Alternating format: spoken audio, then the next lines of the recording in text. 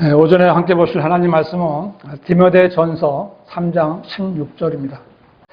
경건의 신비는 논쟁의 여지 없이 위대하도다. 하나님께서는 육신으로 나타나셨고 성령으로 의롭게 되셨으며 천사들에게 보이셨고 이방인들에게 전파되셨으며 세상에서 믿음 바 되셨고 영광 가운데로 들려 올라가셨습니다. 아멘. 위대하신 하나님께서 하신 위대한 일들, 이 제목입니다. 세상 사람들은 위대한 일들에 대한 열망이 있고요. 위대한 일을 한 사람들도 많이 있습니다. 성경에 언급된 위대한 왕은요, 느부갓네살 왕이에요. 느부갓네살 왕은 성경에서 왕 중에 왕이라고 불려요. 이 느부갓네살은 유다를 멸망시키고 예루살렘 성전을 파괴하고 이방인의 때를 시작한 왕입니다.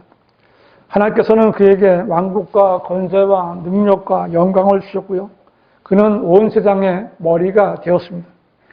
이 왕이 바빌론 왕국의 궁을 거닐다가 자신이 이루어 놓은 일이 너무나 만족스러워서 이것이 내가 내 권세의 힘으로 내 위엄의 영예를 위하여 왕국의 집을 건설한 위대한 바빌론이 아니냐라고 말한 그 순간 그는 하나님의 심판을 받고 그의 왕궁에서 쫓겨났습니다. 그는 사람들에게 쫓겨나서 소처럼 풀을 먹고 지내면서 나는 위대하지 않다. 나는 아무것도 아니다. 라는 것을 깨닫고 비로소 하나님을 높이고 나서 하나님께 영광을 돌리자 다시 왕으로 돌아올 수가 있었습니다. 하지만 그의 왕국은 오래 가지 못했고요. 그 뒤를 이어서 페르시아 왕국, 또 그리스 왕국, 로마 제국 차례대로 모두 멸망했고요. 그 뒤를 이은 모든 나라들 역시 흥했다가 쇠퇴했습니다. 이것이 인류 제국의 역사입니다. 그러므로 인류의 역사 가운데는 위대한 왕이란 있을 수 없고요.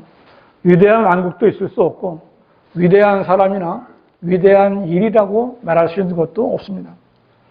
그래서 사람은 위대하신 분은 오직 하나님 한 분뿐이시며 그 위대하신 하나님께서 하신 일만이 위대한 일이며 하나님께서 위대하게 해 주셔야만이 위대한 사람이 될 수 있음을 알아야 되는 겁니다. 하나님께서는 위대하신 분이라고 스스로 말씀하기도 하십니다. 성경에 처음 언급된 위대하신 하나님의 위대하신 일은 이스라엘 백성들이 홍해를 건넜을 때 하나님께서는 홍해 바다를 가르셔서 이스라엘 백성들을 마른 땅으로 건너가게 하신 후에 그 뒤를 쫓아오는 파라오와 그의 기병들과 병거들을 물을 합치셔서 완전히 진멸하셨습니다. 성경에 의하면 이스라엘이 주께서 이집트인들에게 행하신 위대한 일을 보고 그 백성의 주를 두려워하고 주와 그의 종 모세를 믿더라라고 말씀했습니다. 위대한 일이란 바로 이런 거예요. 위대하신 하나님께서는 지금도 위대하신 일을 행하고 계시며 하나님께서 위대하신 능력으로 행하신 일을 믿는 사람들을 위대한 사람으로 만들어서 세워주시는 겁니다. 지금 시대에도 하나님께서는 위대한 일을 행하고 계시지만 그 일을 알고 위대하신 하나님의 이름을 높이고 찬양하는 사람은 별로 많지 않습니다. 왜냐하면 사람들이 하나님께서 행하신 위대하신 일들을 믿지 않고요. 그 위대하신 일들을 기록한 성경을 믿지 않기 때문에 그렇습니다. 성경은 하나님께서 사람을 창조하셨다라고 말씀하십니다. 이것을 그대로 사실로 받아들이지 않는 사람은 자신을 원숭이의 후손이라고 여기는 겁니다. 스스로 비참해지는 거예요. 그런 사람이 아무리 많고 그들이 부자이고 대학 교수라도 해도 이런 자들은 절대로 위대한 자들이 될 수 없어요. 오늘은 하나님께서 행하신 위대하신 일들 가운데 가장 위대한 일들 몇 가지를 보려고 하는데요. 이 일들은 위대하신 하나님께서 기뻐하신 일이고요. 우리 주님이 함께 하신 일입니다. 누구든지 하나님께서 하신 이 위대한 일을 믿으면 위대한 사람이 될 수 있고요. 이러한 사실들이 기록된 하나님의 말씀을 믿어 진리의 지식에 이르면 하나님으로부터 인정을 받는 위대한 사람이 될 수 있는 겁니다. 오늘 말씀을 통해서 위대하신 하나님께서 계획하시고 우리 주 예수 그리스도께서 완성하신 위대한 일들을 믿고 위대한 하나님의 성도들이 되시기를 바랍니다. 하나님께서 하신 위대하신 일들. 첫 번째로 하나님께서 육신으로 나타나셨습니다. 디모데전서 3장 16절 읽었는데요. 다시 한번 보겠습니다. 경건의 신비는 논쟁의 여지 없이 위대하도다.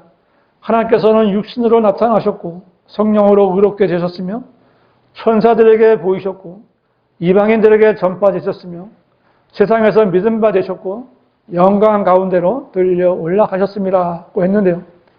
하나님께서 하신 일들 가운데 논쟁의 여지가 없이 위대하신 일은 하나님께서 육신을 입고 나타나신 겁니다. 하나님께서 사람과 같은 모양의 육신으로 나타나신 것이 바로 동정녀 탄생인데 이보다 더 위대한 일은 있을 수 없는 겁니다.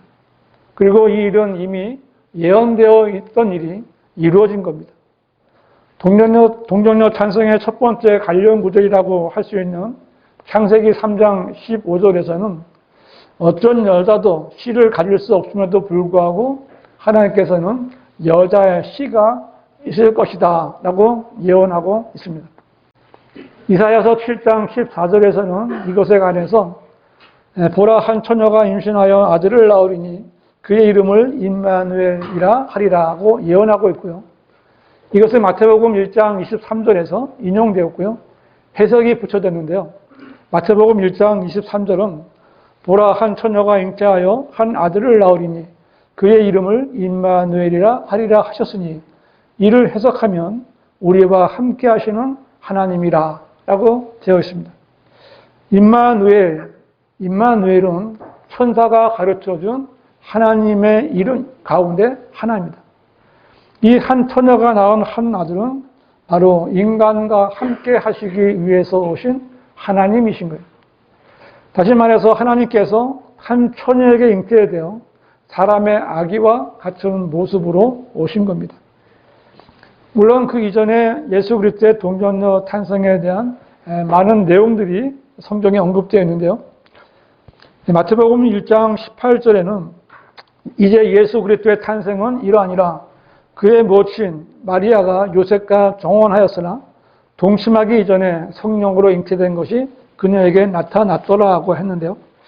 이 구절은 예수 그리스도의 동정녀 탄생과 예수 그리스도의 신성에 대한 가장 뚜렷한 증거가 되는 말씀이에요.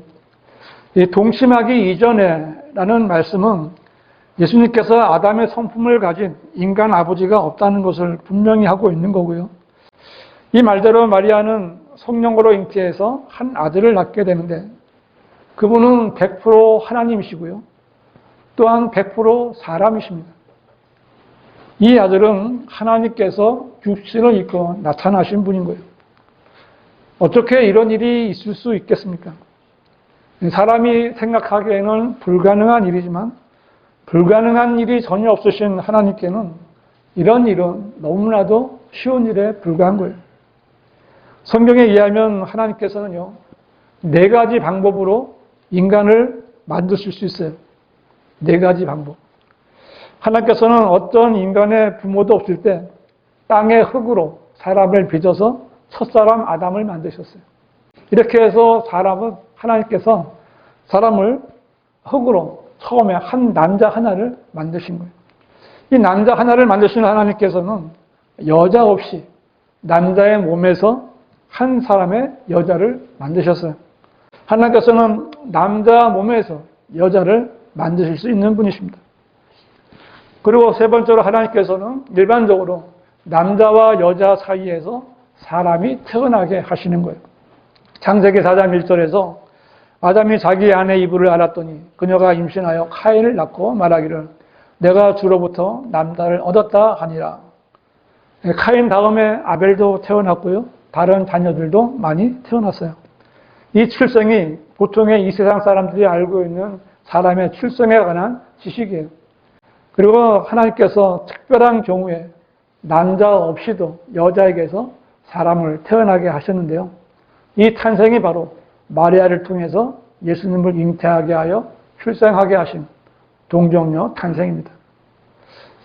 이 모든 사람의 출생에 관해서 하나님께서 관여하시지 않은 출생은 하나도 없어요. 이 위대하신 하나님께서는 모든 사람의 생사화복을 주관하시는 거예요. 하지만 이 예수님의 탄생은 그렇게 쉽게 된 것이 아니었습니다. 이 당시에 이스라엘은 로마의 지배를 받고 있었는데 그 로마 황제가 칙령을 내리는 거예요. 조세 등록을 하라. 바로 이때 요셉은 마리아를 데리고 나사렛에서 살다가 베들레헴까지 약 160km의 거리를 가야 했어요.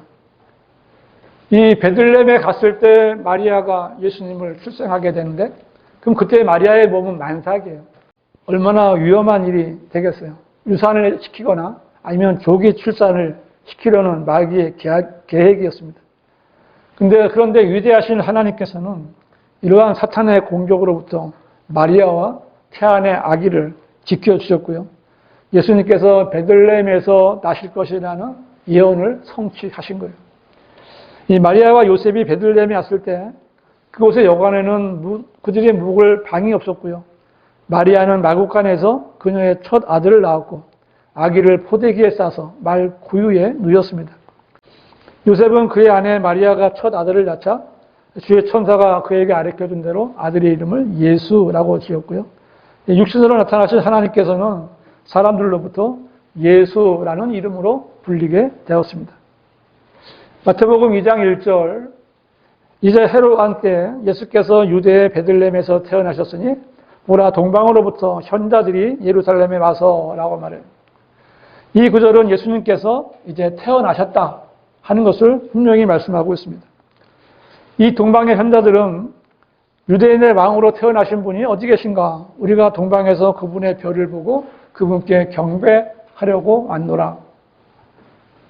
이렇게 말했고 그 분을 찾았을 때 그 어린 아이에 불과한 예수님께 경배하고 황금과 유황과 모략을 예물로 드렸습니다. 경배를 받으신 어린아이 예수님은 바로 하나님께서 육신을 입고 오신 하나님의 아들이신 거예요. 요한복음 1장 1절에 태초에 말씀이 있었고 그 말씀이 하나님과 함께 계셨으니 그 말씀은 하나님이셨느니라 라고 했는데요. 여기서 하나님이신 아버지와 함께 계셨던 말씀, 곧 아들 하나님이십니다. 요한복음 1장 14절에 그 말씀이 육신이 되어 우리 가운데 거하심으로 우리가 그의 영광을 보니 아버지의 독생자의 영광으로 은혜와 진리가 충만하더라. 말씀이 육신이 되어 라는 말씀은 태초에 계셨던 그분께서 인간으로서 생활을 시작하셨다라는 것을 말씀하시는 것이고요. 우리 가운데 거하심으로 라는 그 말씀은 하나님과 함께 계셨던 그분께서 이제는 사람들과 함께 하시는 그 사실을 말씀하고 있는 거예요.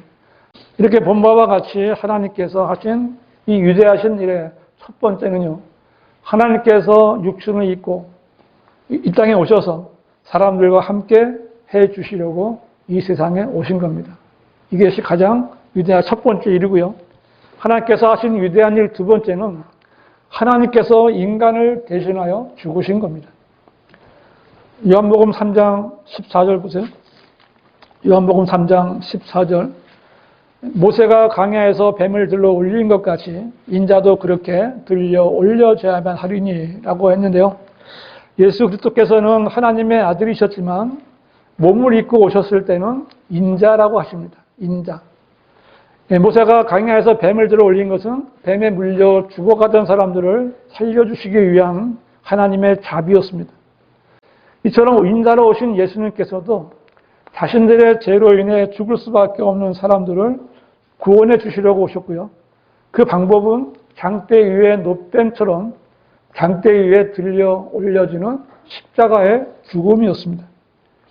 하나님께서 하신 위대하신 일들 가운데 이보다 더 장엄하고 이보다 더 위대하신 일은 있을 수가 없어요.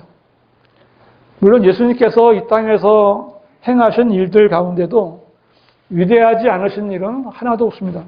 예수님께서는 갓난아기로 태어나서 자라셔야 됐어요. 하나님은 자라시지 않잖아요. 근데 예수님은 자라셔야 됐어요. 예수님은 우리 어린 아기들이 제일 먼저 손을 뭔가 잡으면 입에다 뭔가 넣는 것처럼 예수님도 그렇게 하셨을 거예요. 잡으면 입에.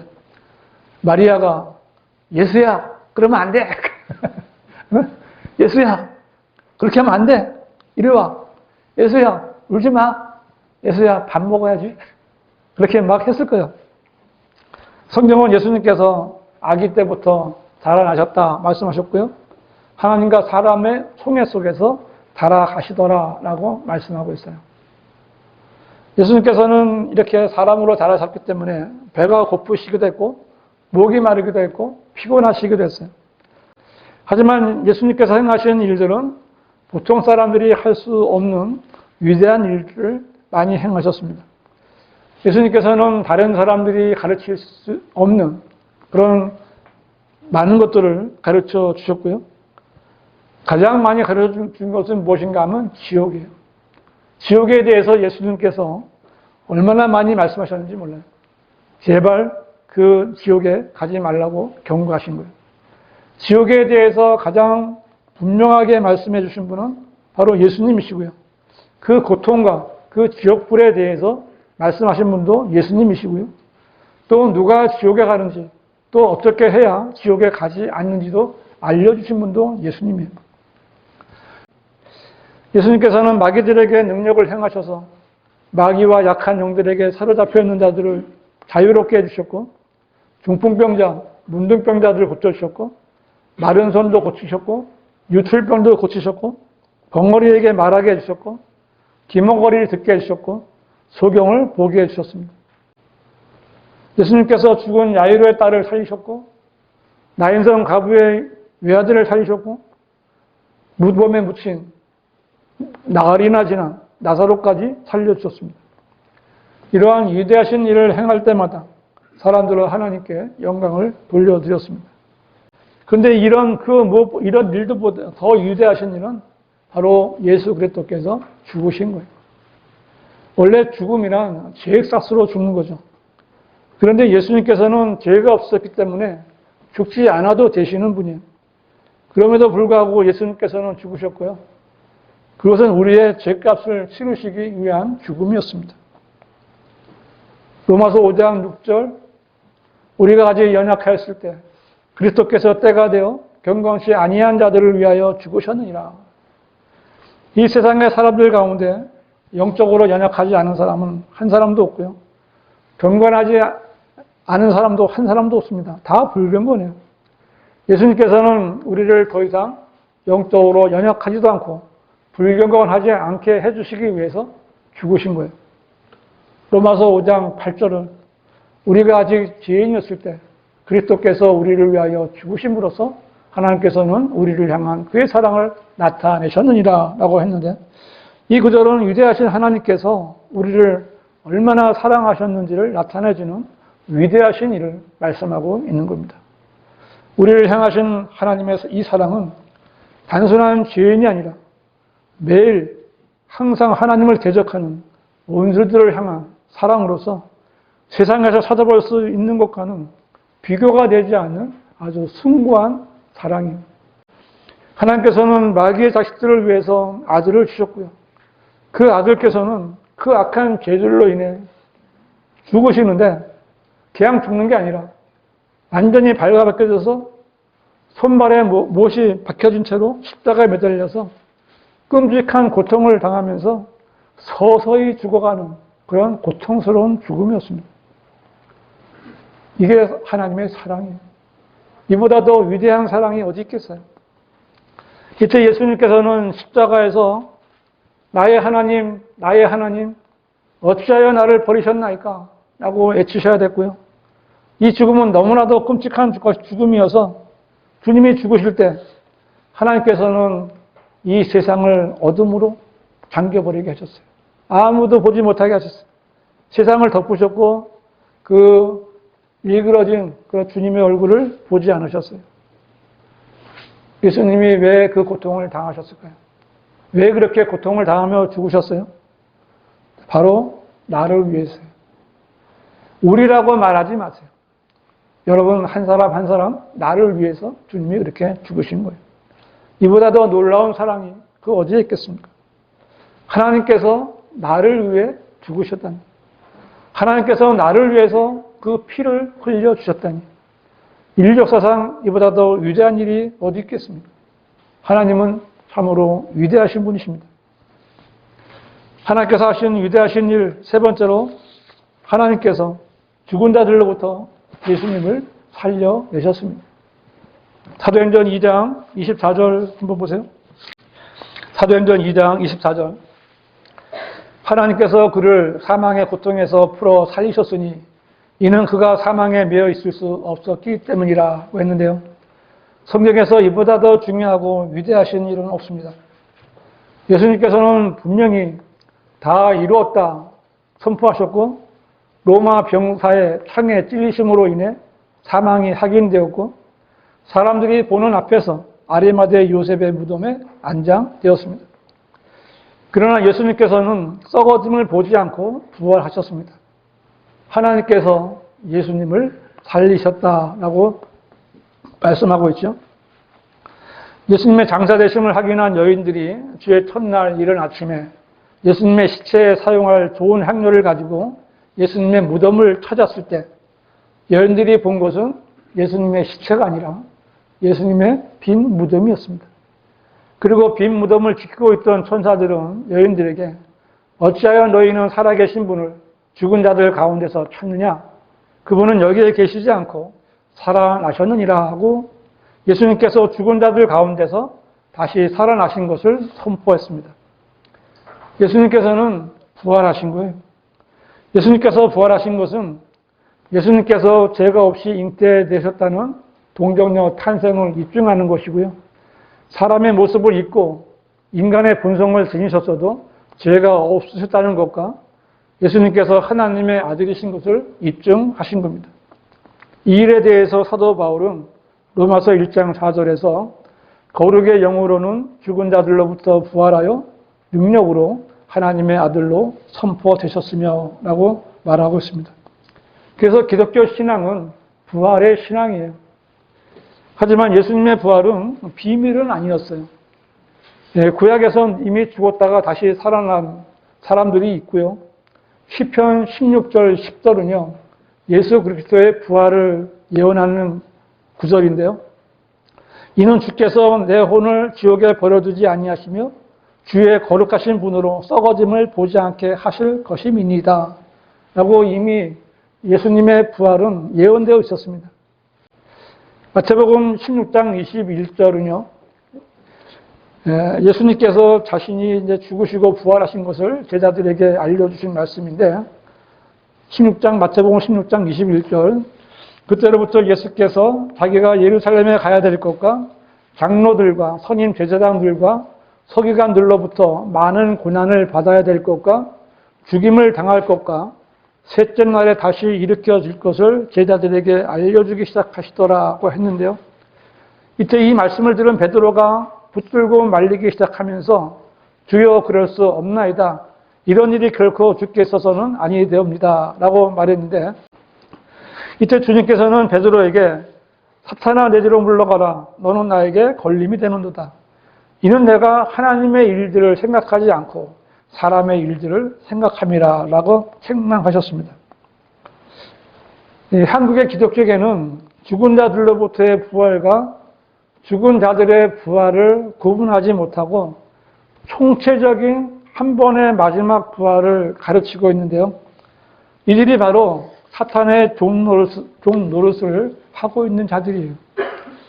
이들의 무천년주의를 신봉하는 개신교단 목사들이고요. 무천년주의자들에게는 휴고도 없고 야곱의 고난의 때엔 대할 난도 없고 재림하시는 예수 그리스도께서 통치하시는 천년왕국도 없어요.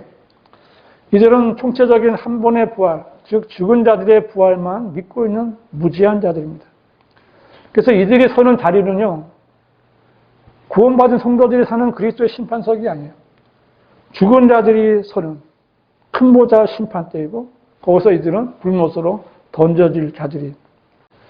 만일 예수님께서 부활하지 못하셨다면 복음이란 것 자체가 있을 수가 없는 거예요. 그러나 주님께서는 죽은 자들로부터 살아나셔서 부활하셨기에 주님 안에서 잠든 모든 성도들은 다 부활할 수 있게 되었고요. 주님의 부활하신 몸과 똑같은 형상을 입고 영원히 살 수 있게 된 것입니다.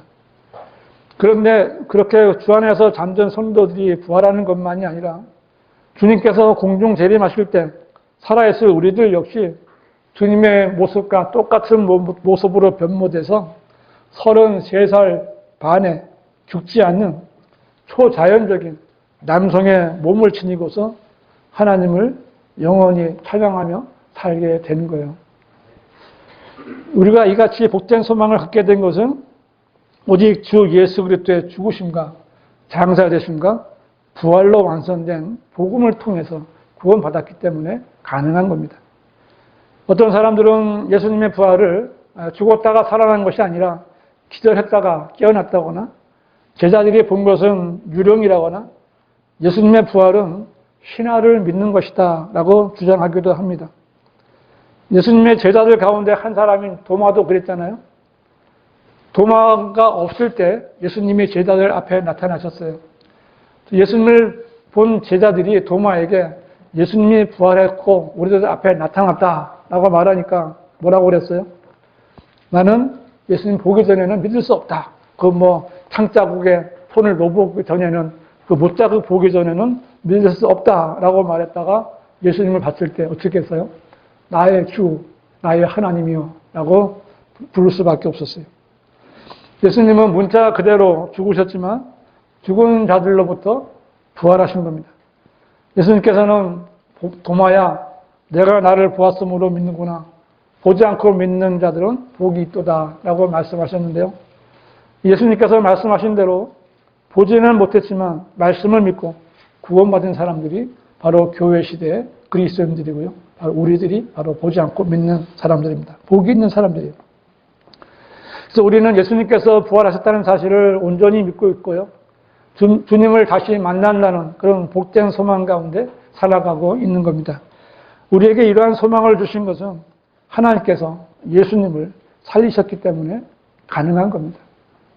하나님께서 예수 그리스도를 죽은 자들로부터 살리신 것은 위대하신 하나님께서 하신 위대하신 일들의 결정체가 되는 거예요. 죽었다가 살아나는 것보다 더 위대한 일은 없습니다. 하나님의 위대하신 일을 찬양하는 성도들이 되시기를 바랍니다. 결론적으로 위대하신 하나님께서는 예수님을 동정녀 탄생하게 하셨고요. 예수님을 우리의 죄를 대신하여 죽게 하셔서 우리의 죄들을 다 제거해 주셨고요. 예수님을 죽은 자들로부터 살리셔서 믿는 모든 사람들에게 부활과 영생의 소망을 주셨습니다. 이 모두가 위대하신 하나님께서 하신 위대하신 일들입니다. 이제 하나님께서 이루실 앞으로 남은 가장 위대한 일은 주님이 다시 오시는 겁니다. 우리 믿는 성도들의 믿음과 소망을 성취시켜 주시는 거예요. 이보다 더 위대한 일은 있을 수가 없는 거예요. 이 모든 일들이 나를 위해서 하나님이 하신 위대한 일들이에요. 데살로니가전서 4장 17절에 그리고 나서 살아남아있는 우리도 공중에서 주와 만나기 위하여 그들과 함께 구름 속으로 끌려 올라가니 그리하여 우리가 영원히 주와 함께 있으리라. 우리는 죽었다가 다시 살아나는 것을 원하지 않아요. 우리는 한 사람도 죽지 않고 다 살아있다가 곧 오실 주님을 만나야 되는 거예요. 이제 곧 그 일이 이루어질 거예요. 그리고 우리는 어린 양이신 주님의 승리를 찬양하는 새 노래를 부를 것이고 영원히 거기서 주님과 함께 살게 될 거예요. 아멘. 그러하옵니다. 주 예수여 오시옵소서. 이러한 말로 서로 위로하라. 그죠? 우리는 힘을 내야 되는 거예요. 오늘 주님이 우리 육신을 입고 오신 일도 위대한 일입니다. 우리를 위해서 죽으신 일도 위대한 일이십니다. 죽었다가 살아나신 일도 위대한 일이시고요. 이제 앞으로 오실 주님 얼마나 위대한 일이실까요? 우리는 그 모든 것을 우리 눈으로 볼 수 있을 것입니다. 위대하신 일을 완성하신 하나님, 영원 무궁토록 위대하신 하나님을 찬양하는 성도들이 되시기를 바랍니다. 기도하시겠습니다.